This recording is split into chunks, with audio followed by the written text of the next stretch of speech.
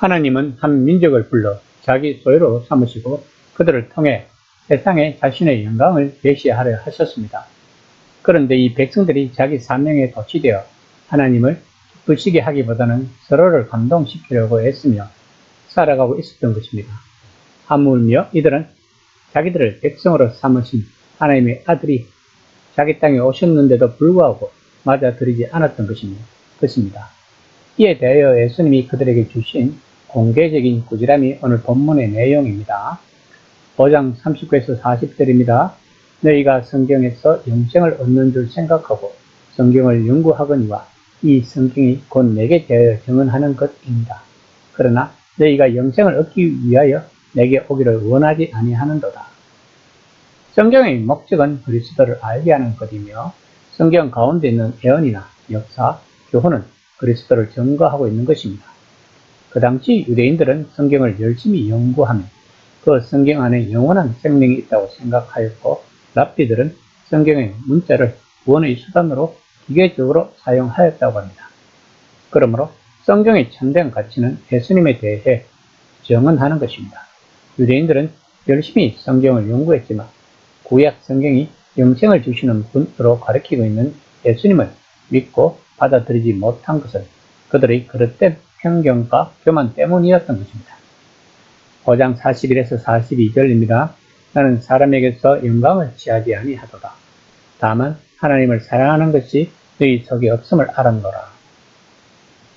예수님께서 사람들에게서 영광을 받지 않으려고 하신 것은 유대인들에게 하나님을 사랑하는 마음이 없는 것 때문이라고 이야기하고 있는 것입니다.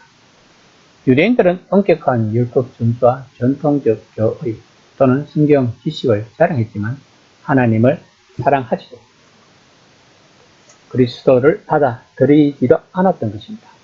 다시 말하면 성경을 자기 자신의 도덕적 성취와 우월성과 다른 사람들과 차별성을 나타내는 도구로 사용을 했던 것입니다. 즉 자신에게 영광을 돌리는 수단으로 사용을 했던 것입니다. 그러므로 그들에게는 행위는 있지만 그 안에는 하나님의 사랑이 없었던 것입니다. 5장 43에서 44절입니다. 나는 내 아버지의 이름으로 왔음에 너희가 영접하지 아니하나 만일 다른 사람이 자기 이름으로 오면 영접하리라. 너희가 서로 영광을 취하고 유일하신 하나님께로부터 오는 영광을 구하지 아니하니 어찌 나를 믿을 수 있느냐. 유대인들에게 있어서 이름은 그 사람이나 사물의 인격이나 존재 자체를 의미하였다고 합니다. 그러므로 하나님의 이름으로 왔다는 것은 하나님의 일과 그물의 영광을 위해 그리고 하나님의 신성을 드러내기 위해 세상에 왔음을 의미하는 것입니다. 그러나 하나님을 사랑하지 않고 겉모습인 행위에만 집중한 유대인들은 겉모습이 남나신 예수님을 믿지 않고 무시하였던 것입니다. 만일 겉모습이 번지르하고 말솜씨가 뛰어난 거짓 선지자나 즉 그리스도가 예수님의 이름으로 나타나 자기의 영광을 취하고 그들의 육신을 기쁘게 했다면 유대인들은 그를 받아들였을 것입니다. 당시 유대교 안에 존재했던 파당을 생각해보면 예수님의 말씀의 속뜻을 파악할 수 있습니다. 바리새파의 바울은 갈라디아서에서 이렇게 말합니다.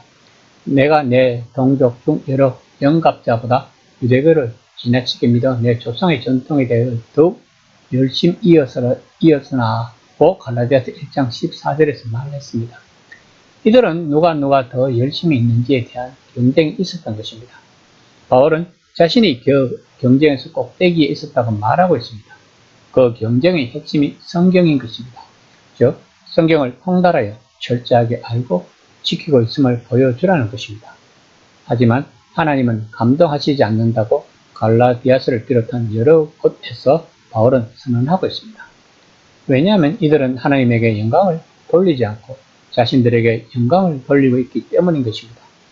이것이 본문에서 예수님이 말하고자 하는 것입니다. 5장 45에서 47절입니다. 내가 너희를 아버지께 고발할까 생각하지 말라. 너희를 고발하는 이가 있으니 곧 너희가 바라는 자 모세니라. 모세를 믿었더라면 또 나를 믿었으리라. 이는 그가 내게 대하여 기록하였습니다. 그러나 그의 글도 믿지 아니하거든 어찌 내 말을 믿겠느냐. 모세는 율법은 모세를 통해서 주어졌습니다. 그 율법은 그때나 지금이나 성합니다. 하지만 율법의 전반적인 목적은 그 율법을 지켜 스스로 자긍심을 높이거나 주위 사람들에게 가시하는 게 아니라 메시아로 데려가는 것입니다. 또한 율법은 인간 삶의 이상과 인간의 죄를 사하시려는 하나님의 희생 제사 규정을 가리키는 것입니다.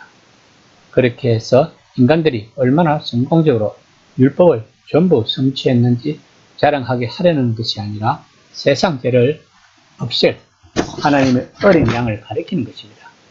즉 율법의 최종 종착지는 예수님인 것입니다. 즉 율법은 예수님에게 인도하는 표지판인 것입니다. 예수님이 유대인들에게 하시는 구절함은 제대로 된 책, 즉 성경을 보고 있지만 그것을 잘못 읽는다는 것이었습니다. 이것은 현재 우리들에게도 주시는 경고인 것입니다. 특히 성경을 연구하는 신학자들이나 설교자들, 교사로서 성경을 면밀하게 살피며 사역하는 사역자들은 이 경고를 마음 깊이 새겨야 할 것입니다.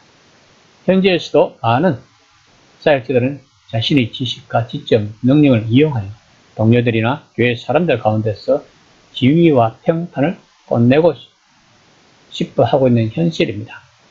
우리가 성경을 연구하고 하나님 말씀을 전하는 사역을 하든 가장 중요한 것은 우리 안에 하나님의 사랑이 있느냐 하는 것입니다. 다시 말하면 하나님과 함께 하고 있느냐 하는 것입니다. 이것이 안 된다면 우리들은 오늘 본문에 나오는 유대인들처럼 예수님에게 꾸지람을 들을 것입니다. 이 시간 내 안에 하나님의 사랑이 있는지 한번 심각하게 생각해보는 시간이 되었으면 합니다.